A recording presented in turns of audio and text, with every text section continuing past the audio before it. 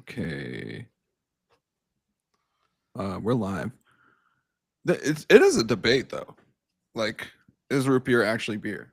Like, Dan, is root beer a beer? I mean, no, but Okay. I suppose just by its name, technically, yes, but no. The No, answer because is no. it's made similar, akin to soda. Like it's not brewed like beer is, so it can't be brewed Is beer. that how you define beer? I would say so. The process of making it, I think. Root I It's, think beer, ginger beer is brewed, right? uh, I don't know. uh, it's as much a beer as a starfish is a fish. Yeah, yeah. Ginger beer is beer, so yeah, brewed. So yeah, So ginger beer ginger would beer count. is beer, Yeah, but that's a soft drink, right? Like, I mean, I guess root beer can be brewed, but like every root beer sold in America is not. It's done like it's artificially carbonated. So yeah, I guess if you do home style root beer, that would count. But if you're drinking like Barks, no, or actually, Mug. I'm gonna come in hard here. Oh, we got a strong opinion coming. I've got a I've got a root beer that is brewed, microbrewed in the United States. It's called Okay. Virgil's. I actually like it quite a lot. Um, so that is a brewed root beer. Just want to throw that out there. Uh, See if I recognize this. Nope. Virgil's is great. I It's the mean, one with the creepy guy with the beard on it. yeah, I just Googled it just Yeah, to see yeah, if I yeah. recognize the. I do not, but It's I'm sure delicious. it's fine. I do enjoy the occasional root beer. but yeah, okay, I'll give you Virgil's counts, but like Dad's, Mug, Barks just do not, and that's I think the majority of beer drinking in the root beer drink in the U.S. Root beer consumption market share. Barks and Mug have to United be States. by far the largest. I'd say Dad's is pretty high up there. Welcome to all our live stream viewers to this riveting root beer debate. Cue the music. Is it Barks or Mug? You already Googled it. It's not telling me.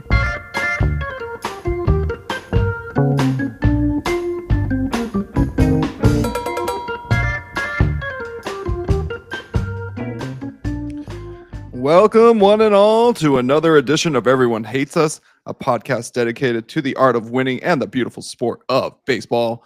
It is basically, guys, it is baseball season. Where am I going with this? I'm Euno Lee, joined by my great co-hosts, Dan Grievitz, Colin Murphy. I always have some snarky thing to say about that initial tagline. It's like, oh, it's not really baseball season, but now it's like it's really baseball season. We are in the thick of it. It's in the dog days, and things are going on. Trades are happening? Question mark? Like, no big moves quite yet, but we've got probably a pretty seismic move coming up here involving a certain third baseman, a power hitting third baseman who is on pace for like 50 home runs this year. But before that, how are you guys doing? Murph, what's up, man? What's new? I mean, yeah, baseball's going great right now. I'm the 2 seed. You're about to get eliminated from playoff contention this week. Oh, we're talking about fantasy baseball. I'm about to beat your wife. Oh yeah, I beat her Phrasing. last week. Phrasing, Colin. Jeez Louise. Yeah, Dan beat her last Good week. God. I'm gonna beat her this week. So I don't think Eunice takes kindly to that. So, of course, for those who are listening, we have a fantasy baseball league that involves the one with Colin in it. We'll just talk about that one. Yeah. Because we're in multiple leagues. This is sick behavior, by the way. Multiple fantasy baseball leagues is not mentally healthy. So I'm gonna go over quick like the standings. So I just want to kind of point out there. It's okay. First of all, it's a pretty standard fantasy baseball league. I think the scoring is pretty standard. Yeah. So we've got in first place at 13-3 with one tie, which like yuck. Right, Dan? But who cares? You're like 2.5 games clear of second place. That's Dan. In second place at 11-6 is Colin. He's 2.5 games back of Dan. I believe we have 4 weeks left. Is this 4 weeks left? 5 weeks left? I think there was 5 because I could still hit 500. I think I'm 11-6. I could drop to 11-11. Okay, okay. Okay, that makes sense. I could also finish 11-11, which I find personally unlikely, but we'll get to that. And there's a huge cluster FUCK at 3rd place, 4th and 5th. So this is spicy because there are only 4 slots for the playoffs. And so one of these teams is going to be probably left off, if not possibly 2. So we've got Juan, the Niwot Ridge Pika Worshippers. Is that okay? I don't. Okay. Oyster Catchers. He's literally like he's studying pika up on Oyster Ridge. Like it's a type of like mountain animal that he's like out there observing. So that's yeah. Okay. It's very That's intense. Those look like rats. Yeah, they're like gophers. Okay. Okay. And then we've got, of course, hold on. I just lost it. I just lost it. Unbelievable. See, this is what happens, guys. This is what happens. All right, there we go. And then we've got Oyster Catchers, who is this the one, Dan, your friend who?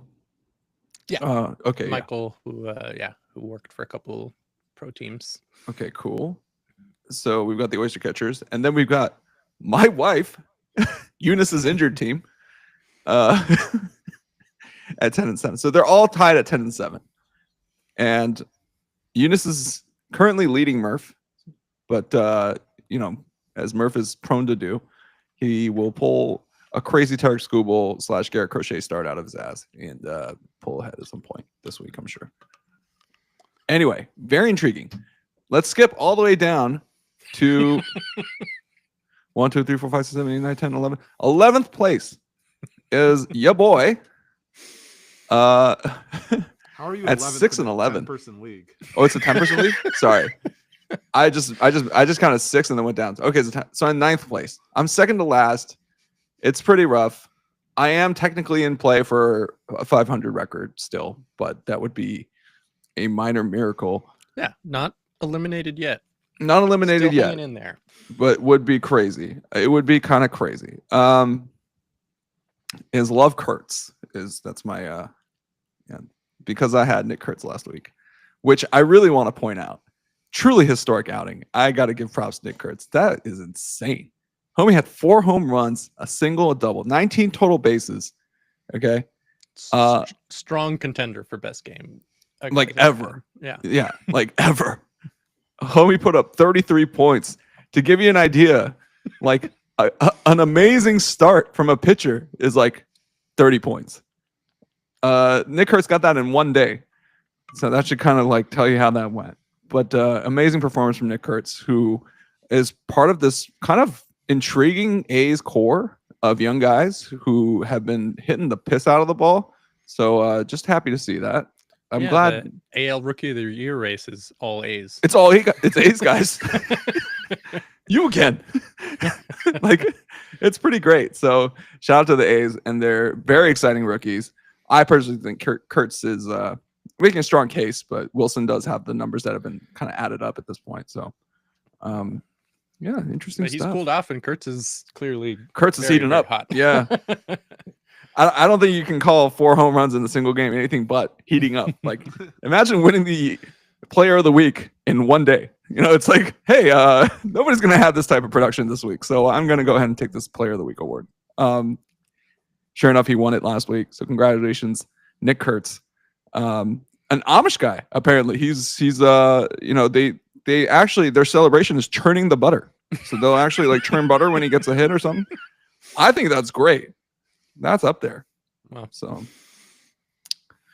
anyway, what I wanted to ask you guys, and something that I've been kind of thinking about, is we are 3 very different guys, but also you 2 are Green Bay Packers fans. You're probably wondering where I'm going with this. And as far as I know, the official Green Bay Packers beer food is cheese curds. Because when I went to Lambeau, that's what it was like, the kind of the thing that was hitting. And I felt like I saw it on every table when I was at the bar at Lambeau. They've got that really nice bar, Murph. Do you know what that's called? Like the really ritzy one that's on the. Talking about the one inside Lambeau. Yeah, inside Lambeau. It's like an indoor, like. The restaurant there. I think as Bart Star, I think in its name, or it's 1919 Kitchen and Tap. Sorry. Okay, yeah. It was founded. Yeah. Super nice place, and everybody had cheese curds somewhere on the table. Now, it's not my favorite, but I want to know what your guys' like favorite thing to eat while you're watching a game is. Like, what's the thing? You know, like, and let's just say, for the sake of argument, let's just say you're at home. We're not at the ballpark, not a specific place, but just you're at home. You got to watch the game. What do you got in your hand? I mean, I just like snacking. Like, I don't really have like a meal food. You know, at the game, I just go right through the peanuts and just, those are going. Collin and Day went through an entire bag of peanuts, and I feel like 3 innings. One? Yeah. No, it was like 3 innings, and the bag was extinct. No, Murph, like, so snacks, like, be more specific. What's in your hand? Like, what's your go-to? Probably peanuts? I mean, at the game, it's gonna be peanuts, but like, I'm not dropping shells on the floor at my place, so you're not. That'd be cashews. That's a dig at the state of Murph's apartment. I chose to ignore it. Cashews. Okay, that's a good one. Cashews are delicious. Cashews, almonds, yeah. It'd be nuts in general. Pretty healthy. Okay. Yeah, I think that'd be my go-to. If I was gonna eat a food, it'd be a brat. But that's also what I eat for football. It's kind of just a sports food for me, to be honest. Okay. That's what I'm looking for. Okay, brats and nuts. That's nice. Dan, what are you thinking? I'm not usually a huge snacker, but I do like the occasional popcorn or grapes. Mostly because they're easy and they're y'all healthy with it, man. Boo. Boo, both these guys. I mean, the real answer is a beer. Like, that's. Oh yeah. Okay, yeah. I think that's assumed, is that there's some sort of beverage, carbonated here. But yeah, so healthy snacks, unhealthy beverage. Fair enough. Fair enough. I like that. I'm a nacho guy. I love nachos. It's like it's an extra lift, and I'm talking about the full spread nachos, not like the sad round chips with the. With the nuclear cheese, and you know what I mean? Like, no. I'm talking about like nachos. Like, gotta have some sort of meat in there, guacamole, pico de gallo. Like, and the reason why is because there's like usually lulls in the action, and that's when I'll kind of turn my focus to the nachos and be like, try to like kind of play. Oh, how much stuff can I get on this chip without it breaking? And I'll just kind of like play with it a little bit and try to get the biggest possible nacho I can. And then there's a logistical element of like, how do I fit this in my mouth? So I'm like, and then I'm like, am I going to split it before I put it in my mouth? These are the riveting, food discussions that we have on this podcast. But that's like, nachos, like, for some reason are a good distraction for me from, oh my God, my team's getting blown out by 17 points. This is rough. Like, why am I watching this? Oh my God, USC football has failed me again. At least I have nachos. That's kind of what it is. It's like, oh, this is great. Or like a UFC fight's going really poorly. Like, it's a 5-round fight. The first 3 rounds all went to the guy that you don't want to win. And you're just like, all right, well, they got these nachos while this guy gets his face pounded into burger meat. So like, so yeah, nacho guy here.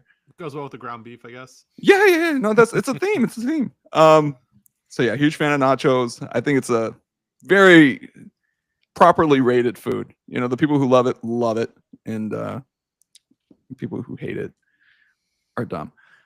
Okay, so we're gonna get into some MLB, but before we do, we want to talk about a Chicago sports legend, and I'm gonna throw it to Dan, who's going to talk about Ryne Sandberg, who recently, I believe, passed away due to complications with metastatic cancer. Mm-hmm. Huge bummer, but also a friggin' legend.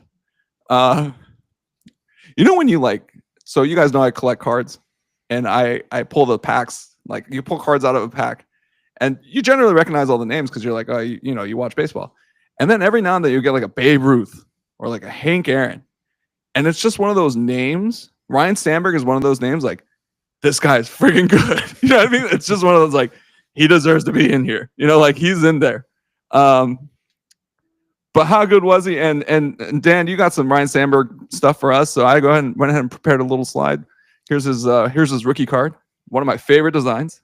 Nice. So yeah, go ahead, Dan. Like, take it away. Well, yeah, Ryne Sandberg, the Rhino, was just an all around great player. He on both sides of the ball. He was I think he won 10 consecutive Gold Gloves, or 9, I guess, is on the screen there. And so yeah, he's considered one of the best defensive second basemen of all time, but then he's also considered one of the best offensive second basemen of all time. He's an inner circle argument for best second baseman of all time, along with Rogers Hornsby and Eddie Collins, maybe. He burst onto the scene in 1984 after a couple years of being primarily defense only, and then in 84 he started pulling the ball and won MVP. He had a famous game on Saturday Night Baseball, which is still referred to as the Ryne Sandberg game, where he hit game-tying home runs in the 9th and the 10th inning. I think he went 5 for 6. Both of those home runs were off of Bruce Sutter, who's also a Hall of Famer. And he won MVP that year, and he brought the Cubs back to the playoffs for the first time since 1945. So that was a 39-year gap. From then on, he sort of went on this run of being, for a while, the most important Chicago sports person wearing number 23. He was later usurped in that same decade, but still beloved. And yeah, he was diagnosed with cancer, I believe, last year or like a year and a half ago. And which, sad as it was, it has given the team and all the people around the team the chance to sort of give him a proper goodbye while he was still around. They unveiled his statue at the stadium last year, and he was able to enjoy that. And then within the last month, Kerry Wood and John Lester both wore his jersey to games. I think one of his former teammates sang the 7th inning stretch in his jersey.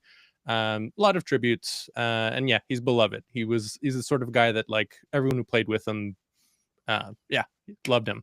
He was one of the best Cubs ever, probably along with Ernie Banks. Very nice. Thank you, Dan. That's a pretty solid summary of not just what he's done, but also just how honored he is. And I realized that the 23, I was like, 23 Chicago, that's a very specific number, man. Rest in peace to Ryne Sandberg. I believe Ryne is survived by his wife, Cindy White, and they had 2 children. He remarried later, Margaret Kahneman. And she had 3 children from her former marriage. So this is like a lot of kids. But yeah, dude, Ryne Sandberg, absolute legend. It's always great when you get to see the statue while you're still alive. I think that's one of those things that's like really underrated. Is, dang, you're so important to this franchise or this team that you know what's a bummer is it didn't happen for Kobe, and Kobe's super young, right? And so it's just, you see this kind of like being able to kind of have your funeral before the funeral, before the actual funeral, is like one of the more heartwarming elements of this. But obviously really tough. Metastatic prostate cancer is it's fast moving and it sucks. So condolences out to the Sandberg family, and absolute legend. And dang, you know what we don't have these days? Good hitting second baseman outside of like Ketel Marte. Dang, it's pretty dark out here. So, maybe y'all need to start pulling the ball like Ryne did. Like I don't know what needs to happen here, but good God. A fun little aside, since we were giving Jazz Chisholm so much shit for how he did in the home run derby, Ryne Sandberg won the home run derby in 1990 with 3 home runs. It was. I'm sorry, but that just sounds like the most miserable home run derby of all time. I hate Seriously. Yeah. The The rules were quite different then, but yeah, he hit 3. Did you get 3 pitches? Like, was it like a swing off? Like that I get. Like, it was, well, supposedly it was, I mean, it was at Wrigley, and supposedly the winds were really winding that day, so it was There was not a lot of balls going out. Sorry, guys. Wind be winding. It's also like he led the NL that year in homers with 40. Like no one was hitting that many home runs. Yeah, I mean that's Yeah. a good amount. Yeah. Yeah. So, oh boy. Well, speaking of guys who hit a ton of home runs, we're gonna move on to the MLB trade deadline. Here's a guy who hits a ton of home runs. He's got 36 on the year. Eugenio Suarez of the Arizona Diamondbacks. Dodged a bullet, I might add. MRI on his wrist, I think, came back negative. Hand. Okay, he was hit by a pitch. That's the second time that he's been hit on the hand during. Third time. Yeah, the series, I think a series, 2 or 3 series before the All-Star break, we were playing the White Sox, and he got hit on the hand. Okay. And that same pitcher hit him in the All-Star game. Yeah. Now he just got hit by the Tigers, like again, 3 times versus the AL Central now. They want him dead. You know, like the Tigers are the top team rumored to be trading for. You know, can't trade for him if he's hurt. So yeah. Murph, real quick, where's he going? Where do you think he's going?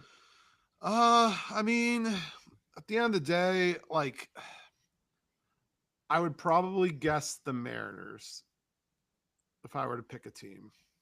Mariners need pop. The fans like him there. And also, we trade with the Mariners so much. We already gave him Naylor. Ketel Marte we got in a pretty big trade that we did with the Mariners. We got Paul Sewald, our closer from the Mariners. JJ Putz, our last good closer, was from the Mariners. The Mariners Diamondback pipeline is very, very strong. Kendall Graven also. I don't know if that was a trade. That might have been free agency, right? I think that was free agency. Fernando Rodney came from them to us. I mean, the Mariners also just love trading. They're out there trading for the sake of trading. Also, we even got Suarez for them. It was a salary dump and we gave up a Selby. I can't remember his last name, starts with the V, but it was a catcher that the White Sox had DFA'd earlier that year. So he was not worth anything really. And that's what we got Gino for in the first place. So he was scuffling when he went to you guys. Like he was coming off. It wasn't the great season that he had with the Reds. It was like this, what happened to you season. And then he came to you guys and like, sure enough, you know, imitates bubbling noise. And then here comes Eugenio Suarez hitting bombs all day long. Yeah. So, I mean, if I had to pick one, I mean, but it really could be anyone. There's so many teams that need third base help. The only team I feel like it's probably not going to be at this point is the Yankees, because they went after Ryan McMahon for some reason. I feel like they are just trolling their fan base at times with some of these moves. You know, like they just wanted to be able to put the Yankees trade for NL West third baseman headline. You know, like, yeah, for it. I'm sure like the sports blogs like all had that, and then it's like, oh yeah, no, it was like a, you know, bargain bin pickup we just pulled here. Like, you're gonna like it. So yeah, I mean, the Mets can make the move for him. Cubbies, I mean, there are a lot of teams that need a third baseman. A lot of contenders that need a third baseman. Tigers have a pretty big hole there. I think I've seen Phillies too, like all sorts of like.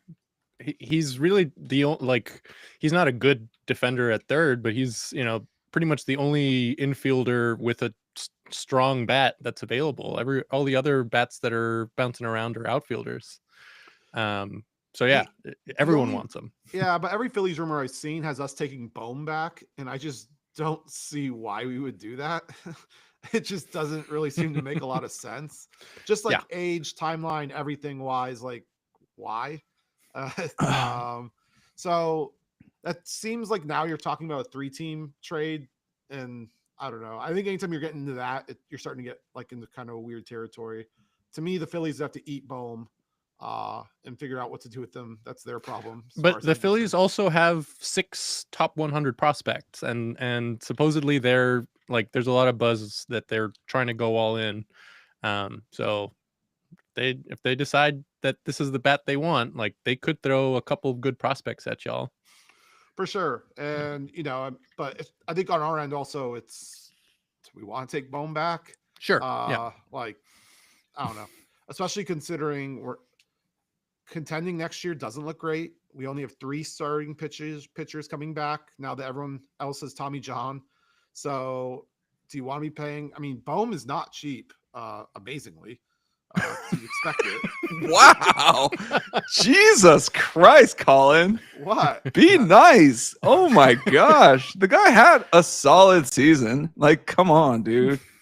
But I'm just talking about like what I mean, part of the benefit of trading someone like Suarez from ownership's point of view is obviously like getting some money out during this year that we're not doing very well. You're already talking like Ken Kendrick, bro. Like, come on. Like, I don't know if we want to be locked into paying Bohm $8 million next year in a season we're not competing. Oh no, not 8 whole million. Oh my God, the humanity. Suarez, like that's like pretty much what Suarez was costing. Suarez. That's insane. You know what the difference between Suarez and Bohm's production is? It's like an all-star player. Like, oh my gosh. I mean, exactly.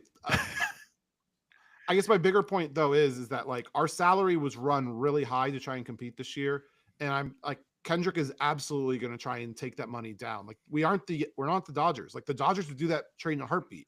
Use your financial strength to be able to get more like higher prospects back. Like at this point or whatever, Kendrick was expecting to get playoff game money to like kind of back pay some of this, like the higher payroll we ran. And we're not getting that. In fact, like he's probably gonna be seeing empty stands like for most of September because of how like out of it the team is going to be. And because we're not gonna like the revenue numbers are expected to be down, I don't think he's really looking to be adding salary here at the deadline. He's going to want like pre-arb players and prospects. That's just my prediction as well, which is why I think Bohm and his like $7.78 million salary is just an absolute non-starter for him. He's trying to shed money here. And I don't think he's really looking at the $8 million in 2026 as a bonus either. Especially when we have someone like Jordan Lawler that we could like put out there. I mean, he struggled in his little time up, but if you're not competing, we should be playing guys like that and not Alec Bohm. And I'm not trying to dump on Bohm or anything. I mean, if the Phillies are insisting that you take Alec Bohm back, then yeah, there are probably better deals on the table. Like someone will pay a couple young guys for Suarez without making you take a backup player like that. Even though I don't hate Bohm, but yeah, like it's not. He's fine. Like, nobody hates Bohm as much as Bohm hates Philadelphia. Like.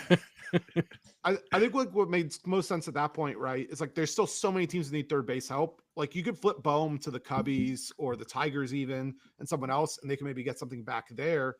But that's just what I think makes like the Phillies kind of tough, is because you're kind of talking about a 3-team trade at this point. And every day we come by, like us finding a partner that's going to take Bohm just makes the Phillies less and less realistic. If they're comfortable making Bohm a bench bat, and as you mentioned, they have great prospects. Like they absolutely would be a great team to trade with. It's just it seems like with the way that their 26-man set up is they want to get out of Bohm if they're upgrading at third, and that just doesn't seem to be like we're not only looking for prospects here. I 100% believe Kendrick wants to get out of salary. And Schwarber is pretty entrenched at DH. That's just going to be a thing. Yeah. Murph, I like your idea of Seattle, and here's why. 12 out of the top 30 Seattle Mariners prospects are right-handed pitchers. That is insane. That's a lot. And if anyone's deep with pitching, it's them. They are. And you know what? They know how to turn out a prospect or two, if you haven't noticed, from their insane pitching rotation. Yeah. So I think the Mariners do seem like the most likely suitors just because you guys are in search of pitching to keep this kind of window at least like somewhat open. Like you kind of want some near-term ETA pitching. And Mariners tend to have that. They got such a logjam up there that none of these guys are going to see major league time. Like, if you're below top 6 in the farm, you're probably not seeing major league time for a while. So, and that's also why I was like not really big into everyone that the Yankee media kept floating out is trading for Suarez. I mean, Spencer Jones is absolutely crushing the ball, but I don't think there's a need the Diamondbacks have less for than a lefty corner outfielder. Like, I mean, he could be great. I mean, he's also already 25. So you're looking at that. You're looking at 2026. Like we've already missed the playoffs with, top 5 offenses already.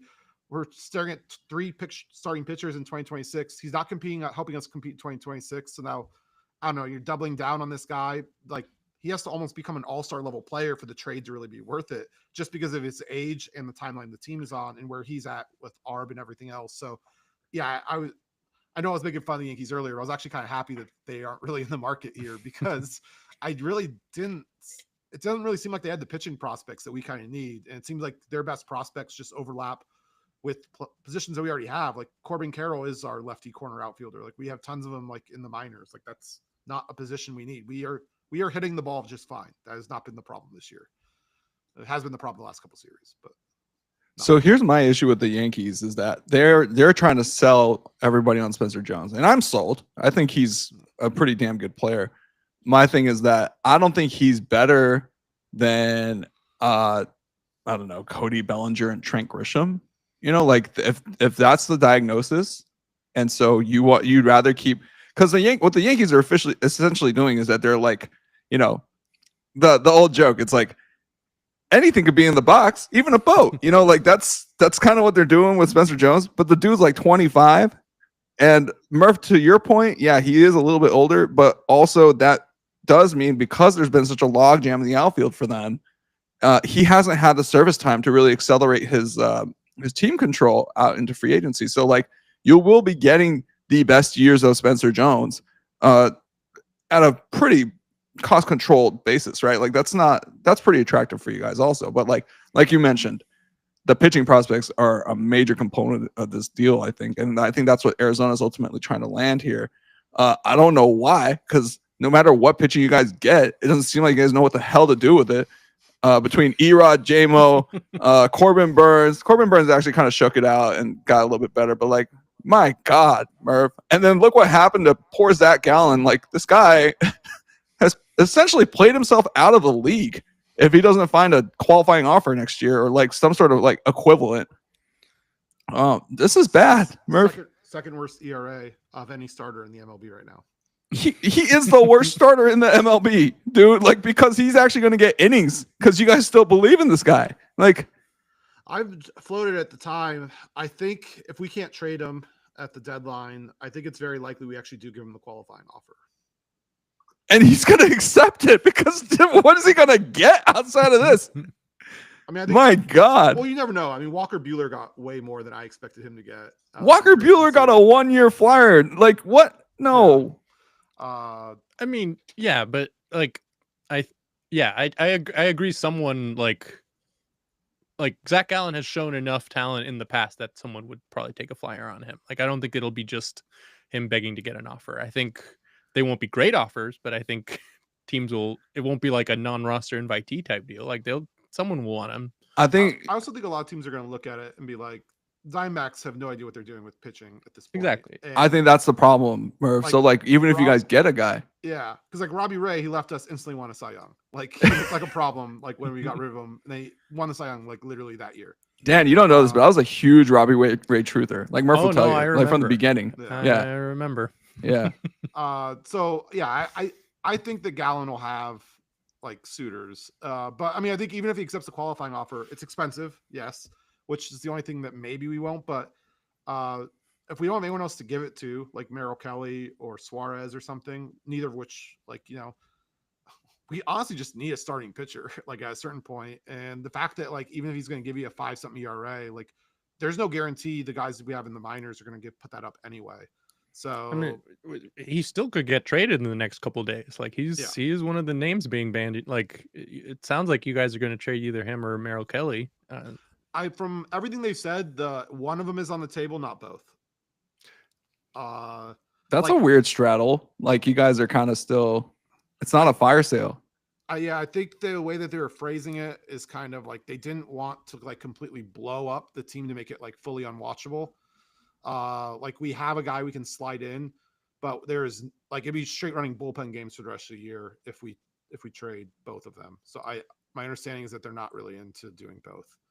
I don't know how I feel about that, but that's kind of what Hazen and Derek Hall, I think it was Derek Hall actually, those signaling, who's our president of baseball operations. So that's intriguing. But there's also an article came out today that's a Gallen is like him and I think it was Alcantara and Alcantara, yeah. and someone else, wherever were the top people at the deadline. I was like, what year is this? Yeah, maybe 2 years ago. Yeah, we're But it's a that's real what I'm barn saying. burner. They have I mean, these are players that very recently were top of the league. They had top of the league type stuff, and we have seen bounce backs like that before. Like these guys have the talent. And from what I'm hearing, there's a lot of Alcantara traction. Like like that last I read, it was like he's almost sure to be traded in the next couple of days. Like, I mean, there's a lot of what are you interest. gonna do with him? You're not gonna pay him if you're the Marlins, right? Like, so might as well get something. Even if it's a couple of lottery tickets. Yeah, I think with him though, you're still also just betting on him, like slowly figuring it out from Tommy Sure. John, right? Yeah, I mean the velocity's back up, so it is kind of like his velocity's been trending upward, and so it is kind of like, all right, has he kind of hit the has he hit a groove yet? Like is he gonna start kind of getting into it? I think that's the thinking from the teams. Dan, do you think he moves? Do you think Sandy's moving? And if so, who can use this guy? I think, yeah. I mean, I think he moves. From what I'm hearing, he will be moved. I mean, look at the starting pitchers that are potentially available. Like you have a couple of like dream gets, which are Joe Ryan and Mackenzie Gore. But you would have to pay out the ass to get either of them. And then there's this glut of like, okay, we could use a starter. Like there's Alcantara and Gallen, who have been really good, but have not been good this year. And then there's a bunch of like Edward Cabrera, Charlie Morton, Dylan Cease. Like it's a bunch of guys. Like, by the way, Cease should not be left out. I think Merrill Kelly's a little higher than most of that. That's fair. That's true. Yeah, Merrill Kelly's separated from this pack by a good amount as far as like production this year. Fair. Dan, Cease is also weirdly in this mix of like Gallen and Alcantara. Like, I don't know how this happened, but Dylan Cease, who was killing it last year, is looking really shaky this year. So it's a lot of pitchers might be on the move. Dan, is it like, all right, let's do a quick game. All right, let's presume these pitchers get traded. All right, do they do better? Do they do which split? Sorry, let me rephrase. I'm screwing this up royally. New team or old team? Which team will get the better numbers from the pitcher, or same? Okay, so we'll pay new team, old team, same. Okay, and we don't even know what teams these are, but maybe it's a change of scenery. Maybe it's okay, but we'll just do it. We'll go through three pitchers, guys we already mentioned. All right. Murph, Zach Gallen. Will you have better numbers for the new team? Have better numbers? Oh God, at the whole team, or stay the same? I mean, gosh, I would honestly probably say I think it's just going to stay the same. I think when you look at just his stuff this year, it's just tough for me to see an example of where I think his velo is fine, his spin rate is fine, like everything is the exact same. So you're not really seeing like a huge fundamental difference. He's talked about frustrations at playing at Chase. His ERA is 5.2 on the road. So it's not really like there's a huge difference there. Like it is better than it is at Chase, but I guess the big thing is I think if you give him an off season where someone can like work with him and they can kind of refigure some stuff, maybe like work on a combo or something, that I think maybe you can get something better out of him. But mid-season, like what tinkering are you gonna be able to do? Like he's kind of who he is. His pitches, like if you go by like RPM numbers and like velo, they are the exact same as when he was in 2023. His fastball has just become extremely hittable. And unless someone like has some magical sticky stuff he can like maybe do to try and change something there, I just don't see how you're going to change that. Like the thing with Gallen all year has been he is like his curveball is amazing, but like everyone just sits on it, waits for him to hang one because he can't consistently throw it for strikes. And it's not really supposed to be a strike pitch anyway. And everyone just waits for that very, very hittable, fastball. And they either get walks or they get home runs. And that's kind of what's been the death knell of him all year. I just don't see how that's going to change if he moves to another team. Murph, what team can he not go to by any means? Like, what team are you just like, no, don't go there? Like, as a D-backs fan. I mean, typically, I have a little concern that he would ball out if he was in New York. His two best performances this year were against the Mets and Yankees in New York. I don't know if like something is just different there. He's closer to home. He's a New Jersey guy. Maybe he's just trying to tell everybody like, hey, Here's where I want to go. Normally, Look at my splits. normally the Yankees winning would be like the worst thing in the world besides the Dodgers, but like they have Goldie right now, so they're not really high on my shit list like they normally are. So I'll probably say maybe the Mets. I feel like he might play really well there, and that would just be kind of annoying. And this guy I do trivia with is a big Mets fan. It's kind of obnoxious. So I don't think That's really enough to like tip that. the scale, I think. Yeah. Yeah.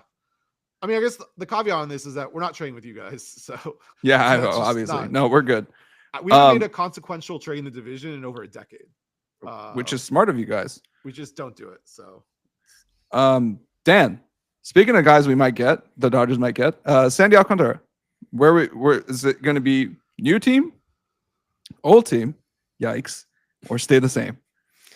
I'll say new team. I do think he's trending in a good direction. And I think despite, I mean, the Marlins have been playing well in the last couple. Like, I think they've had the third best record since like the start of June or something. They've been killing it. But yeah, I think going somewhere that has fans in the stands always helps, and playing meaningful games will help. And yeah, I mean, the stuff is still there. He's just really, like, he was just hurt and missed a whole year. Before that, he was a Cy Young guy.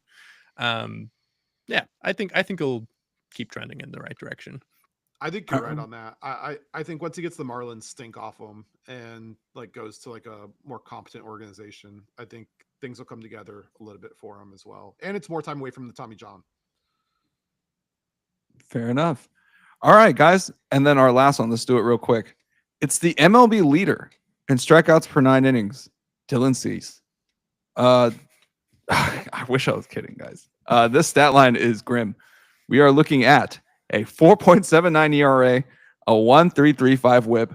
When he's not getting knocked up, he is striking dudes out at a pretty solid clip here. All right, Murph, make the call. New team, old team, or the same? Actually, Dylan Cease. I think he gets worse. I don't know why I think that exactly. It's just, I think with the way, I mean, his home stadium right now is good at suppression in general. Yeah, I just kind of. If you get him out of Petco, damn, yeah. Exactly. Like, unless he's going to what, the Giants? Like, I just feel like we're probably gonna see a tick up in home runs. I think this actually could get worse for him if he leaves. So yeah, if I had to pick someone, I would say it would go up. So real quick to that point, Dylan Cease's home and road splits, right? Holy moly. All right, home. Yeah, 3.99 ERA. Not bad, right? And then at away, it's 5.52. Good God. That's a great point, Murph. I'll give that to you. I actually hadn't even looked it up. That was just something my gut told me, was like that. Just from what I felt just watching him play this year, that yeah, I felt like he was a Petco merchant. Petco merchant is a new one for sure. You know who could be a really good pitcher to trade for is Shane Bieber, he's been doing his rehab. His last rehab start went really well. 4 innings, 1 earned, 7 Ks. And I think the Guardians are sellers, especially now after Clase A getting suspended. And yeah, I think he's on a 1-year deal with a team option for next year. Like he's exactly the sort of guy that the Guardians trade, and I think he's gettable. That's a great point, Dan. He did sign this offseason deal with full knowledge that he would be rehabbing, and kind of, it's a bridge deal, so to speak, right? Yep. And so the extra year team control does make him a very intriguing prospect for some of the bigger market teams, since it's not a small deal by any means. It's not a small AAV. It's definitely something that is within the wheelhouse of a Mets or a Yankees or Dodgers or Cubs or, one of these big market teams. So I think that's a great point. Shane Bieber could be on the move, and he has shown some good stuff, that he is recovering quite nicely. So that's an exciting arm that could be on the move. Dan, would you rather have him or Dylan Cease? I'd Bieber. Yeah. Bieber. Yeah. Okay. Cease has looked not good. Yeah, Cease's like kind of spotty. That's the thing. It's the thing that's surprising to me is he is striking it. So he's attacking the zone, and then he's getting attacked in the zone as well. You know, it's like Sorry, it's a player option for next year. oh, it's a So, player. Okay, yeah. okay, yeah. I would scratch that. Yeah. This would be a 1 year rental then probably. Exactly. But I think all the more reason that the guards will be looking to trade him. Okay. Yeah. That's a good point. Yeah. If they're trading Quan, which is I think you guys were rumored to get Quan. That would be great. Today. That would be amazing. I would love Stephen Kwan. How many Asians can you have on one group project? That's what I want to know. Oh my gosh. That is incredible. I would love Stephen Kwan. But yeah, if they're dealing him, like, why not deal Bieber? Like, Stephen Kwan would be a splash. Oh my gosh. That would be insane. Can you imagine turning Michael Conforto into Stephen Kwan?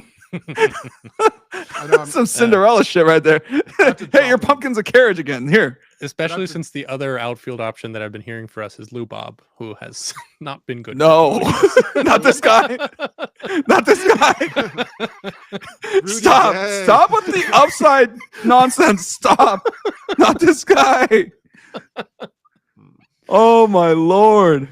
No. Just no. Can we stop?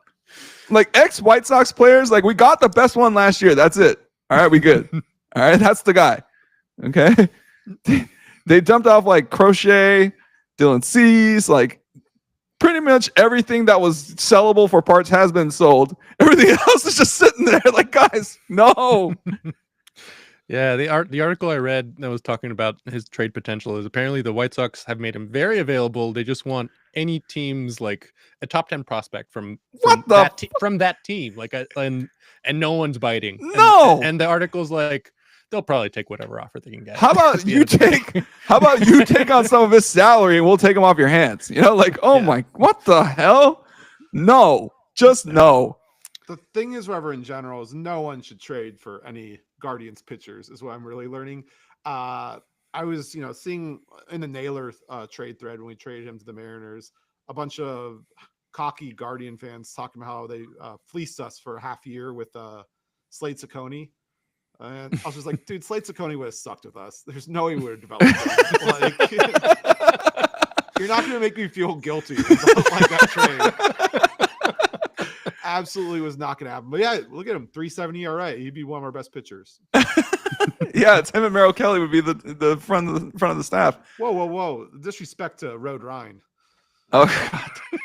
Who I just picked up in fantasy this week too. Oh my gosh, that's an adventure for you. That's a choose your own adventure. Yeah, so a lot of pitching on the market, which is definitely, it's nice to see, but it is a lot of like project pitching, like kind of reclamation pitching. So yeah, this kind of like, it should be an interesting deadline. We're coming up on it here. So it's interesting though, because like first in the starter market, it's a lot of reclamation pitching, but for the relief market, it's a bunch like of just like top of the market. Yeah. It's just like the best guys. Yeah. It's like, hey, do you need a high-end reliever? Well, there's a lot of them out there. So which one? Like, oh my gosh. Yeah. John Duran and Ryan Helsley. There's some kick-ass relievers available. They'll probably be expensive, but yeah, like if we like the Dodgers need bullpen, like everyone needs bullpen help. Everybody needs bullpen help. But yeah, there is like it's the opposite with the relievers. Like, but Dan, is it flat? Is it a flash in the pan? Like, do you think that there's a chance that they come over and it just kind of blows up? Relievers are creatures of kind of like, they have this like thing that they're used to, right? Their bullpen, their catchers, everything. Like relievers are very circumstantial like that. Like, what do you think? I think they are, but I think that's what makes so many of these guys that are available right now appealing, because they have had consistent success. Like so you see relievers come in and have a great year or two and then fall off. Mason Miller. Sorry.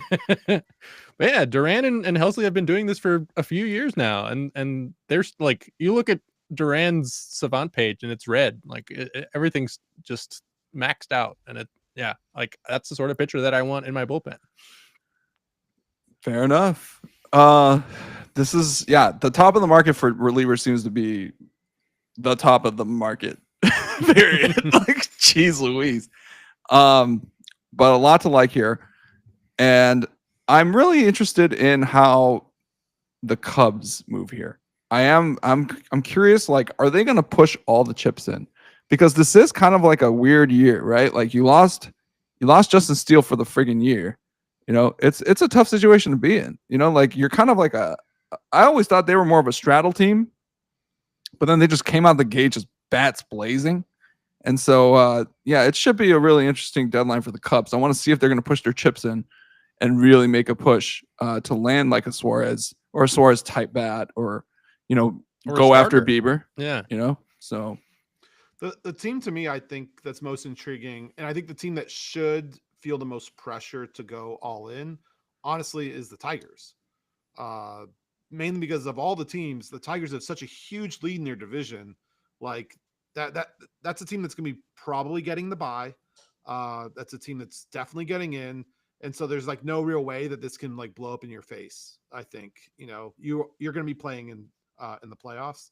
Like it's so tight with some of these other teams. I can see, as you kind of mentioned, with the Cubs, I could see teams being maybe a little hesitant. The Cubs have a buffer, but they're probably going to be in the wild card round.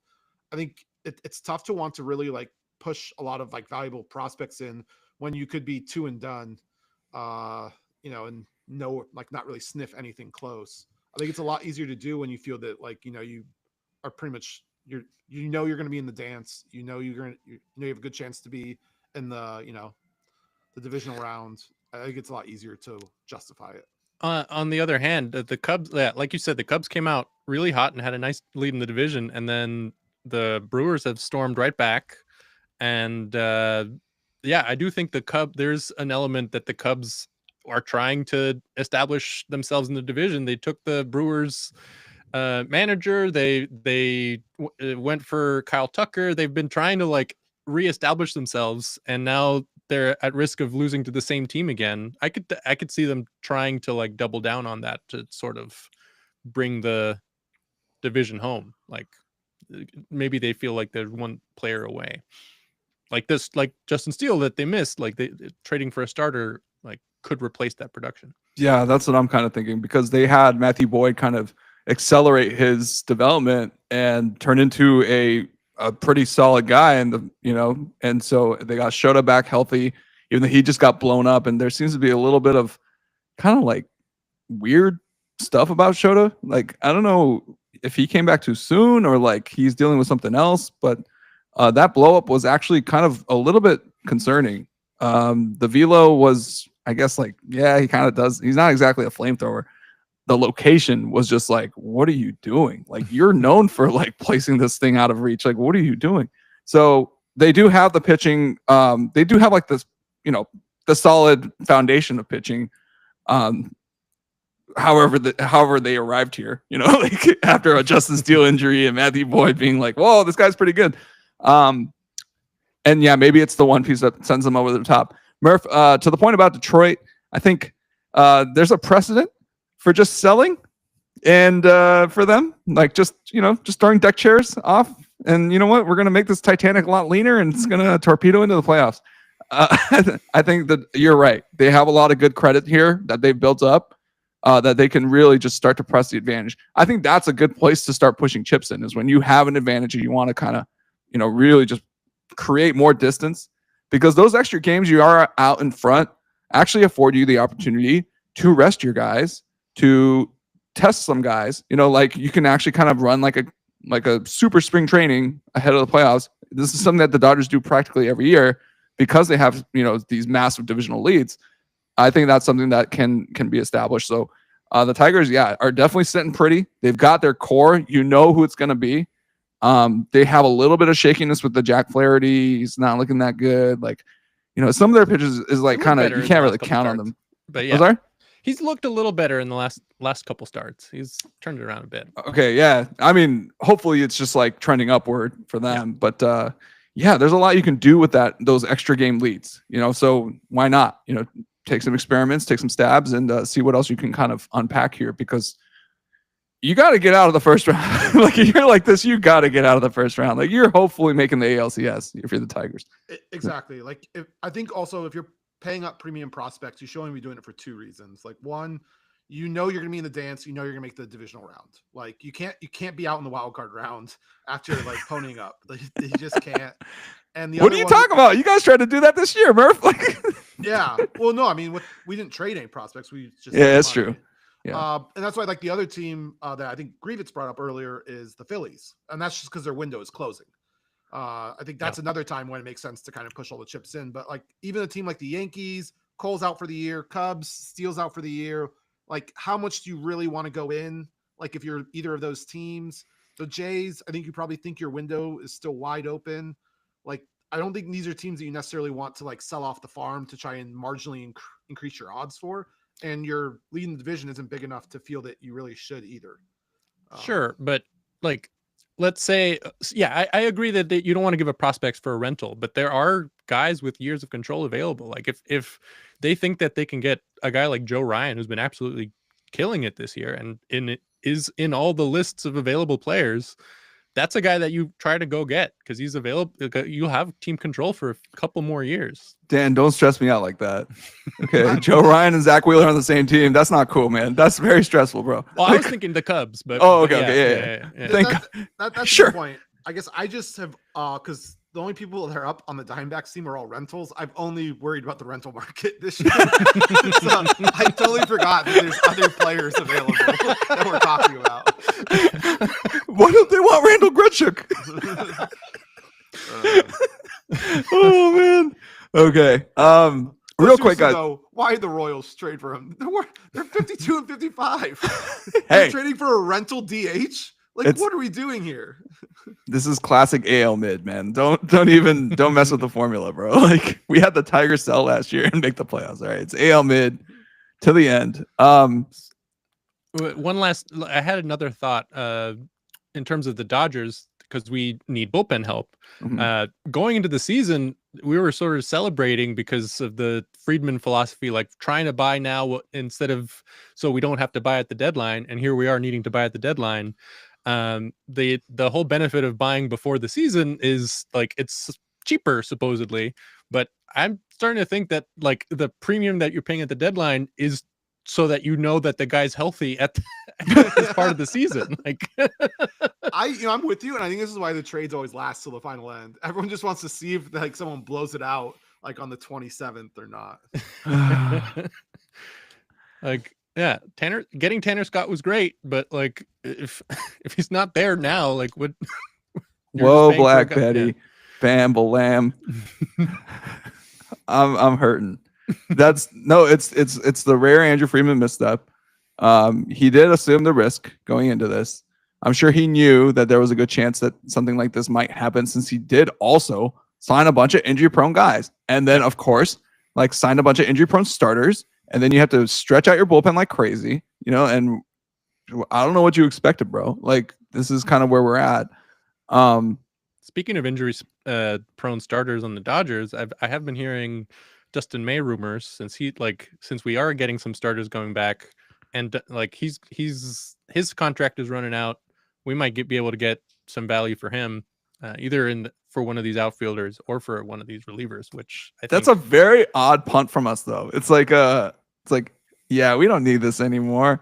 But he's kind of a mixed bag, like he is a pretty high variance pitcher. Yeah, like when he's on, he's great.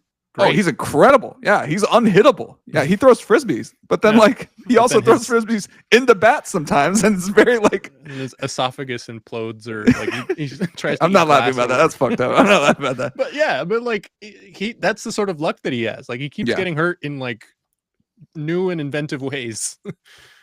Also, worst body language by a starting pitcher ever, Dustin May. My God, like his facial expressions are incredible, and you get to see him like in real time.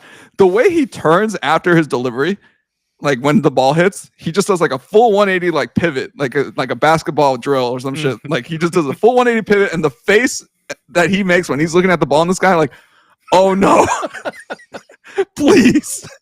The quick pivot, honestly, it's just maybe because of most pitchers I've seen. It normally is just like, well, how far did that fucking thing go? I like the ones that just like they refuse to look at it. They just stay staring towards the front. They're like, what I like is the glove throw. It's like it got hit They don't even look back. They just throw the glove on the ground, just based on the noise. They know it's out.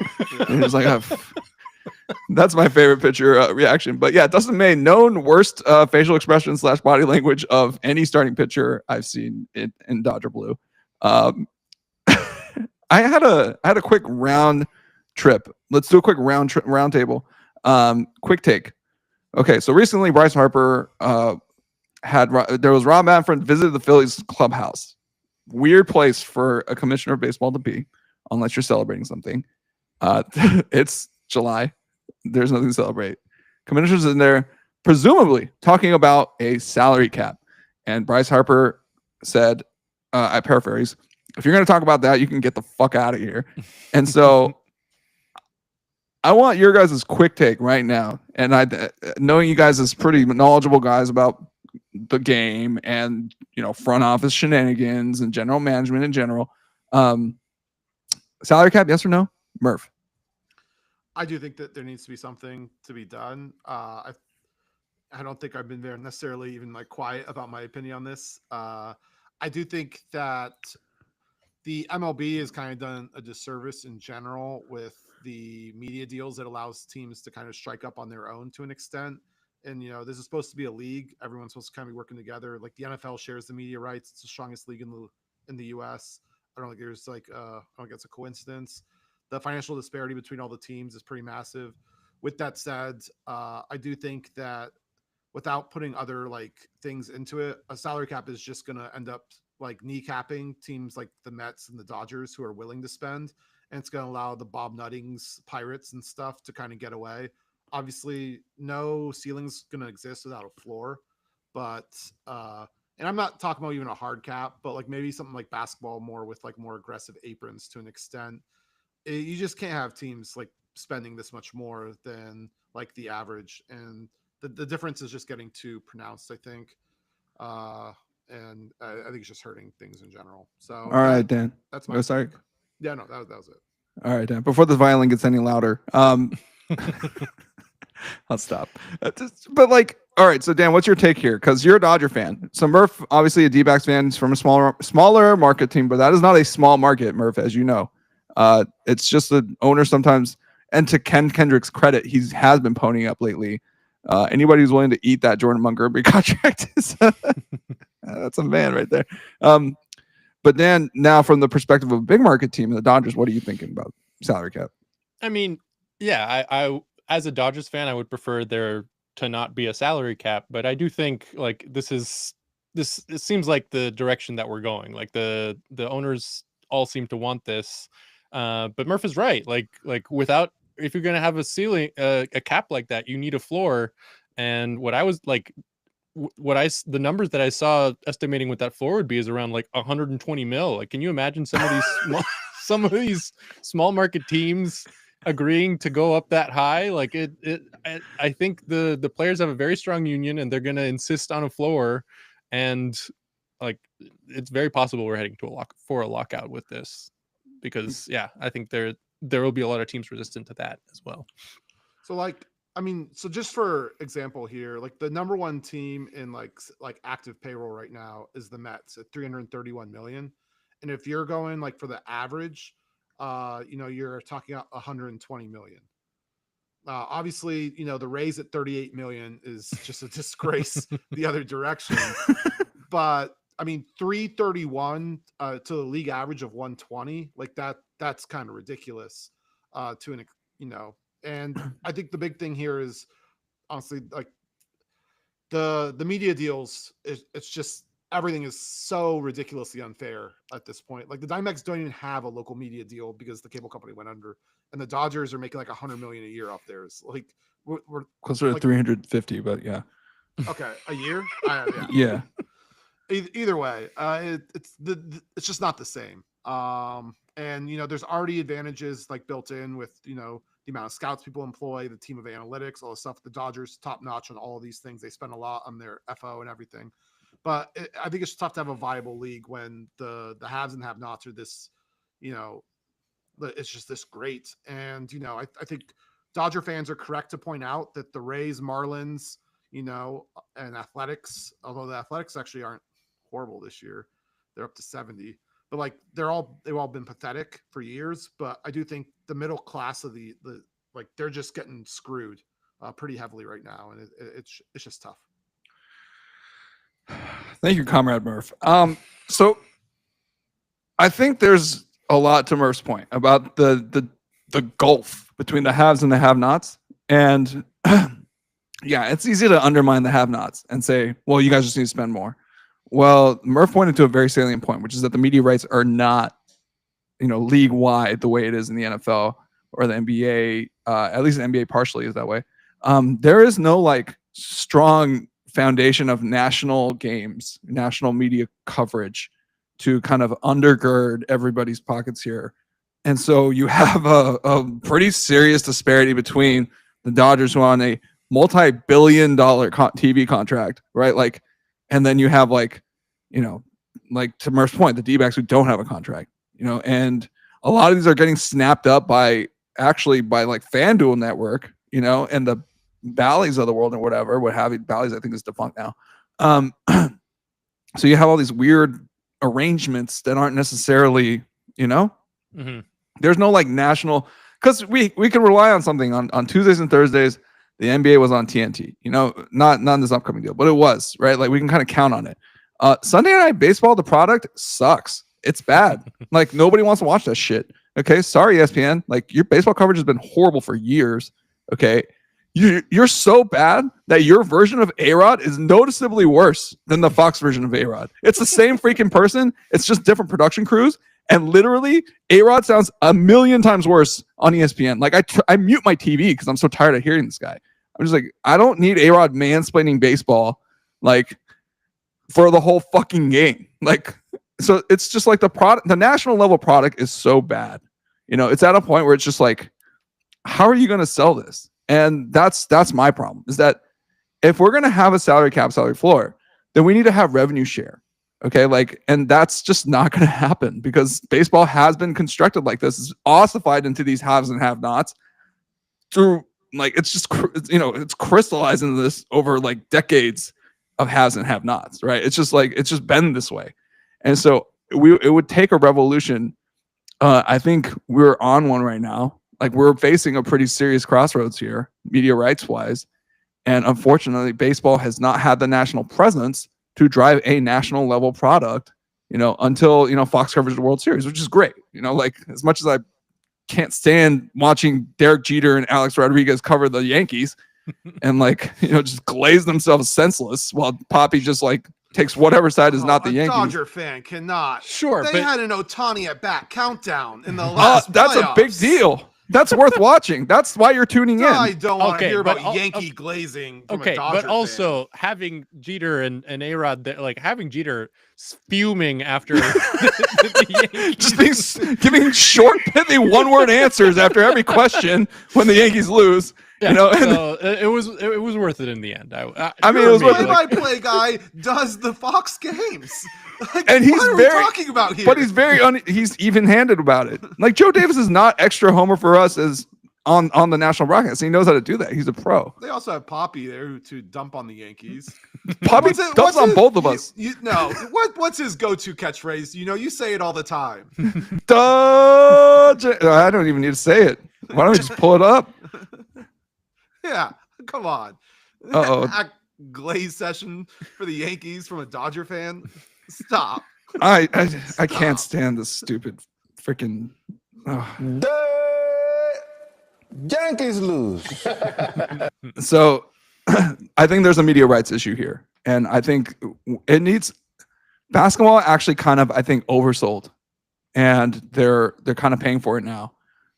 They need to improve their product to fit their contract. It wasn't a right-sized contract.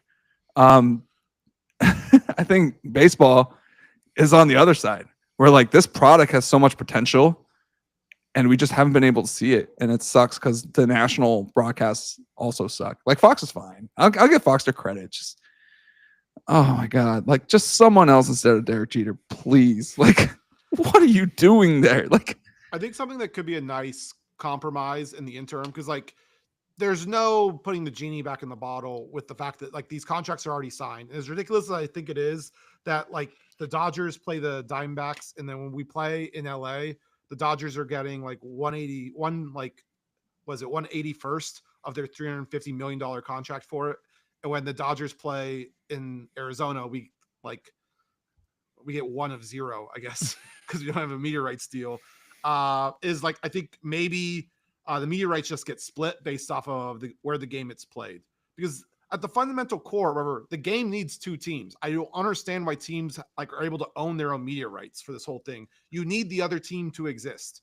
And so it's like in their best interest for all the teams to be financially healthy. And, like, I think it would like help bridge a lot. It would still allow teams like the Dodgers and Yankees to be, they'd still be able to spend the most, which is, like the important part, I think, because everyone wants it.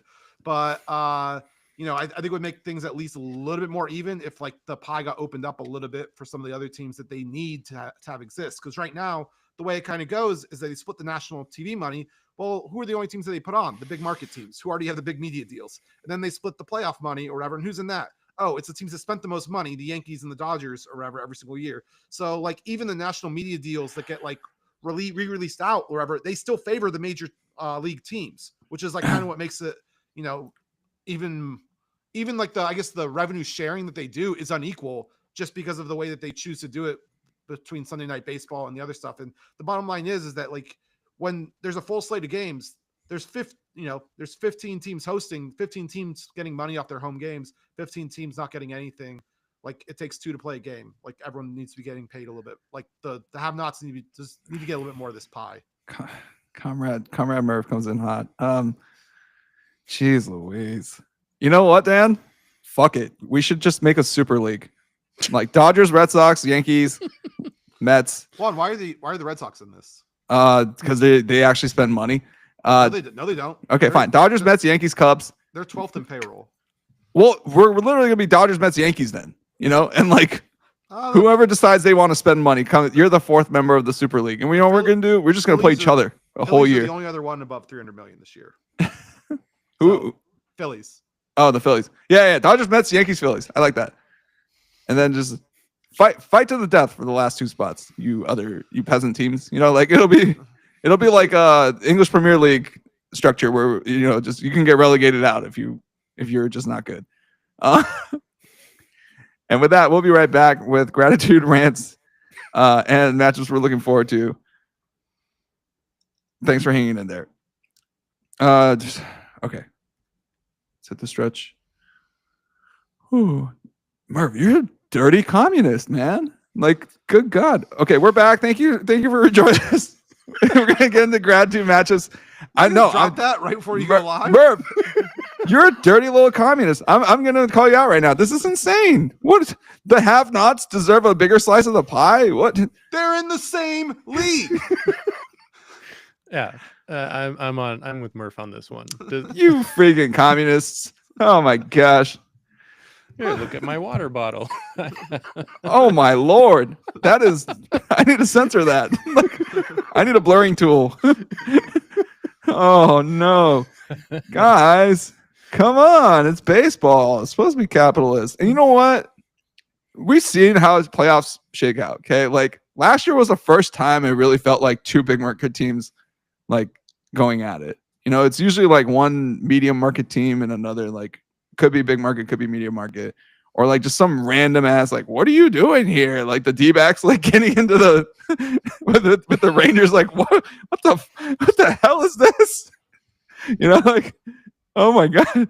And the D-backs are just shocked by how much money is coming out of the playoff share. They're just like, oh my God, this is a lot of money. What is going on? So it is pretty funny, but I think there's a solve here, guys. What sucks is we're probably not getting a lot of baseball in 27. So yeah, that's the part that I'm not looking forward to. Well, Corbin Burns needs more time to heal. So it's fucking unbelievable. It's a great conspiracy just to get Corbin Burns healthy, I think. Oh yeah. After all my ranting, I definitely think the league is going to conspire to help us out. Oh, like Corbin Burns must recover. Oh Lord. Okay, Doc. Fellas, it's time for matchups, gratitude and rants. I'm previewing Dan's a little bit, but I thought I made a good graphic to have 2 of the most dominant pitchers of the past 2 seasons, let's say, for Scooble. Wheeler's been dominant for a lot longer. He's been dominant for a minute. So there's one. So go ahead, Dan. Why don't you kick us off? Yeah, well, I'm definitely looking forward to this matchup. The Scooble against Zach Wheeler on Saturday is like two of the top 3 pitchers in baseball. Like we're only missing Skeens here. These guys are great, and they've both been pitching absolutely great. And yeah, should be fun. Hopefully Detroit remembers how to hit the ball, or else it'll be yeah. They've remembered today.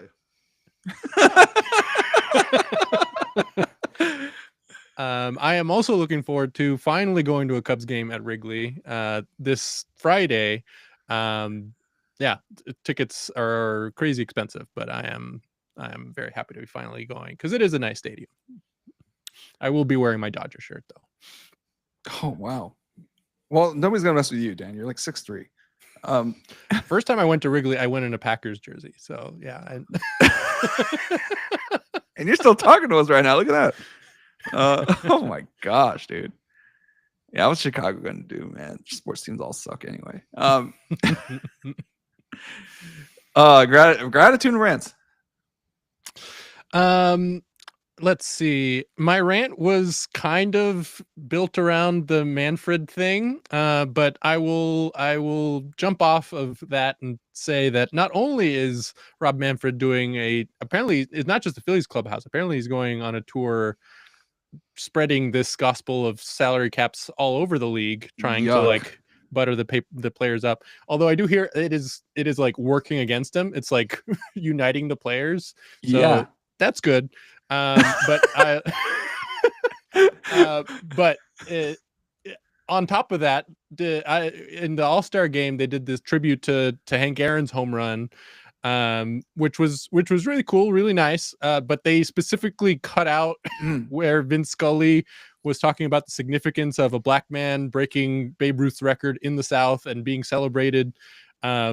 Yet another example of the league sort of preemptively kowtowing to the current political climate and the administration, trying to sort of be as milquetoast and bland as possible and erasing any of its very significant history in civil rights and the US and race relations. And yeah, that really sucked. And yeah, just Rob Manfred continues to be the worst. On the other side of the coin, I'm thankful for a couple of things. I'm thankful for, I'm a big fan of crazy sports names, and I have a new favorite. There's a soccer player on the Bolivian team, Always Ready, who's named Efmam Jajasand. Is literally, his name is the first letter of every month in Spanish. So, enero, febrero, March, Abril, Marzo, Abril, Mayo, like it literally, it's just a string of letters. I love it. It warms the heart to see something like that. Rich Hill having a two-start return to the majors is always something worth celebrating. He was DFA'd today, which means that there's a possibility of him getting on a 15th team. Which would break the record. So I'm really hoping that happens. And last but not least, it was nice to see a suddenly ripped Luka Doncic. Hey, you took mine all over the feed yesterday. That was pretty great. You took mine. Oh, all right. I got to figure out mine. Murph, what do you got? I don't have nearly as many things to be grateful for. But, I always struggle for a rant. My matchup, I'm looking forward to. It's Hazen versus the other GMs for the deadline. Whatever. Baseball's stupid anyway. Along those lines, what am I grateful for? I'm grateful that the MRI and X-ray came back negative on Gino. So hopefully, this should not impact his trade market. Also, his quest for 50 home runs. It'd be really cool to see him kind of do that. My rant, I kind of covered it earlier, was Tigers. Dude, if you want Suarez, they were up huge in that game. Why are you throwing up and in on him? Like it's like the 9th inning. Like what are we even doing here? Just trying to give him a nice little contusion to lower the trade value a little bit, like I'd be more mad, except for I'm pretty sure his front office is more pissed at that stupid reliever more than like the Diamondback fans were at this point. But my real rant is, I don't know if you guys saw this news story. The Venezuelan baseball team, they were supposed to compete in the Senior Little League World Series. They're denied visas by the Trump administration. I mean, what are we doing here? Like, this is a game that goes on every single year. Tournament, that's hosted every single year here. They qualified. I would love to hear what a justification for it is. I'm sure we won't get one, or if we do, it'll just be a bunch of word salad nonsense. But absolutely just ridiculous thing to do. Kind of tarnishes one of the better, worldwide tournaments that the U.S. hosts. And baseball is, honestly, if you're talking about like soft power, baseball has always been a good game for the U.S. geopolitically. It's something that has helped kind of spread U.S. culture, as well as it's just kind of a great like peacekeeping thing throughout the world. It doesn't really make a lot of sense to pull something like this. I would love to hear any sort of justification for why. To my knowledge, I don't remember this ever happening to a team that's qualified before. So, I mean, this is literally unprecedented, even for Trump, who's, obviously this is far from his first term. So, yeah, that would be my rant. Kind of a ridiculous situation that we found ourselves in. I think that broke a couple of days ago. Unprecedented decisions from an unprecedented administration when it comes to just weird decisions, nonsensical protectionist bullshit. I have no problem going on the record saying that. So I'm going to go ahead and say my matchup I'm looking forward to is similar to Murph. It's the trade deadline. I just want to see where everything's moving because it's so much fun. I really think it's such an underrated part of the MLB season. NBA has like the off-season movement. And I think the reason why NBA has that is because everybody feels like they can kind of map out the rest of the season based on how the rosters are constructed. And so they kind of, NBA takes rosterbation to like another level. It's just like, oh my God, like we've got Giannis and we got Dame Lillard. Like we're going to play no defense next year. They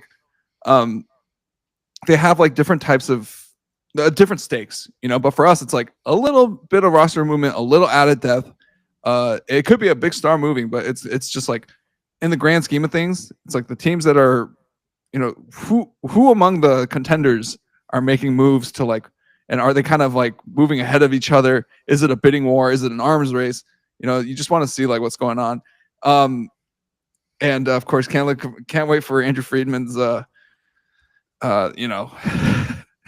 randomly mediocre pitcher that he picks up to solve all our problems. Nobody under delivers like Andrew Friedman at the trade deadline. This guy, at the same time, gets stuff done. This time last year, we were talking about getting Tommy Edman, Michael Kopech, and Jack Flaherty, and they're three key pieces of getting to the World Series. Yeah. No, Andrew Friedman slapped some duct tape on it. He will not fix the hole though. Yeah, he will slap some duct tape on it, and nothing great is gonna. I think the biggest Andrew Friedman trade we had was probably the Max Scherzer Trey Turner, because the Trey Turner actually ended up being a bridge deal that allowed us to let Corey Seager walk in free agency. I think that was like the biggest reason why we gave up so many prospects for that. But that's my match I'm looking forward to. Gratitude. I've actually had this for weeks. I don't know if you guys are listening to Pablo Torre finds out about the NFL collusion scandal. Yeah, like pretty much all the crazy shit that's happened in the NFL and the NFLPA in the last like month or so is like probably a direct result of the investigative reporting that Pablo and his Mike Florio have been doing on the topic of NFL collusion, and the crazy amount of cover-ups happening. Also, like just the Shield remains the Shield. The Shield stay the same. Shield stay the Shield. Like they just do Shield things. It's a riveting podcast. Genuinely riveting. They did a deep dive into who was the guy who predicted that Malik Beasley would be the next next gambling scandal, and they did a deep dive into that and found out that the person who made the first prediction that Malik Beasley would be under investigation was somebody related to the person in the Jonte Porter case. Like they found a relation there, which is like, wow, I can see that. Yeah, that's crazy. This is my favorite podcast ever. It's just, sorry, Dave Chang Show. You can move over one spot. Pablo Torre Finds Out is my favorite podcast. So yeah, big props to them. I'm really grateful for them. And Luca being, slim. Thank God. Thank God for Luca being slim. Quick rant. Yeah. Manfred, just shut the fuck up, dude. Like, what are you doing, dog? Like it's like the cigarette ads where like Philip Morris has to fund these cigarette ads for the government because the government told him to. And so they did like these anti-smoking ads that just made me want a cigarette even more. I was just like, this is horrible. Like, Manfred, you suck, dude. Like, why are you going around doing this? Like, nobody cares. Like, if anything, the MLBPA needs to be just, wetting themselves in glee to think that Manfred's going from clubhouse to clubhouse, just basically consolidating the vote against him and the owners. So, yeah, we're not going to have baseball in 27, probably. Not a whole lot, at least. And, yeah. Maybe Manfred is doing this, to help the players out. Like, he's spiting the owners. Like, Sleeper weaponizing agent competence. Manfred. Yeah, that's what he's doing. False flag operation, Rob Manfred. Like, yeah, weaponizing competence. That's what I'm going with here. Jesus Christ. Anyway, that's my rant. It's just, Rob Manfred, please shut the fuck up. We don't want to hear it. No, don't you want him to talk more? Yeah. I mean, if it's backfiring like this, then yeah, do the whole world tour. But like, all this like salary cap talk, like, no, talk about how you're going to take care of these players. And if anything, how you're going to accelerate free agency. That's what I really want to see. Is like, these players are getting better and better, younger and younger. They should not be under 6 years of team control with like 4 of those years being determined by an independent arbitrator. Like, that's just insane. Before you get to hit the open market, like the reserve clause was abolished for a reason, guys. Like, 6 years is insane. Okay, let's cut this back. So that's my rant. Other than that, hey guys, this was awesome. I'm so glad to have you guys back. It feels good. It feels good. I know Murph's got a call he's got to get to, but I'm Euno Lee. That's Dan Grievitz. That's Colin Murphy. I'm doing the big point up. That's Colin Murphy. This has been another edition of Everyone Hates Us. Like and subscribe, comment on the video on YouTube if you see us, and we will see you next week. Also thankful Arsenal finally